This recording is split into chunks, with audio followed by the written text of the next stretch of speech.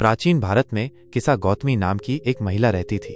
जब उसका बेटा पैदा हुआ तो उसकी खुशी का कोई ठिकाना नहीं था। लेकिन ये खुशी ज्यादा समय तक नहीं रही, क्योंकि उसका बेटा बीमार पड़ गया और उसकी मृत्यु हो गई। दुख से टूटकर किसा गौतमी ये मानने को तैयार नहीं थी कि उसका बेटा अब इस दुनिया में नहीं रहा।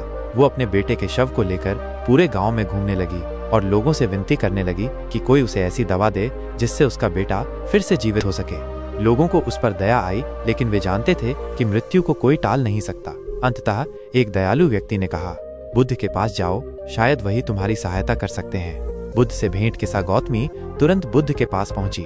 उसने अपने बच्चे को उनके चरणों में रखा और उनसे दवा देने की प्रार्थना की। बुद्ध ने करुणा से उसकी ओर देखा और बोले, मैं तुम्हारी सहायता कर सकता हूँ, लेकिन पहले तुम देने होंगे। पर वो दाने उसी घर से होने चाहिए जहाँ कभी किसी की मृत्यु न हुई हो। सत्य की खोज किसा गौतमी आशा से भरी घर घर जाकर राई के दाने मांगने लगी।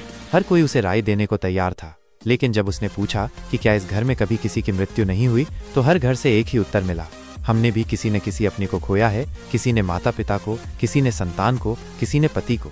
जैसे जैसे दिन ढलता गया, उसे धीरे धीरे ये सत्य समझ आने लगा कि मृत्यु अटल है। हर कोई किसी न किसी अपने को खो चुका है। समझ और शांति। सूर्यास्त के समय वह एक पेड़ के नीचे बैठ गई। उसने अपने मृत बेटे को गोद में लिया और रोते हुए कहा, मुझे अब समझ में आ गया कि मृत्यु सभी के जीवन का हिस्सा है। मैं अपने दुख में अंधी हो गई थी। वो फिर बुद्ध के पास पहुंची और अपने बेटे के शव को भूमि पर रख दिया। उसने बुद्ध से कहा, हे भगवान, अब मुझे सत्य का बोध हो गया है।